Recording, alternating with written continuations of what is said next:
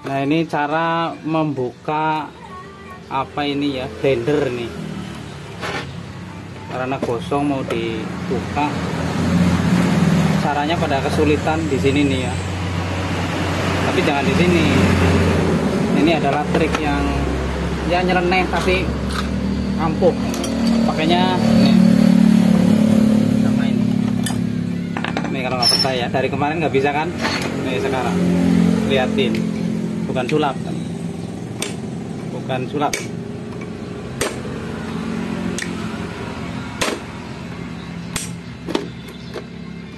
Bukan sulap, bukan sihir. Nah, terlepas kan?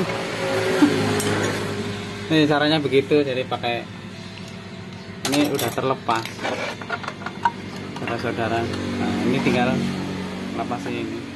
Udah sih.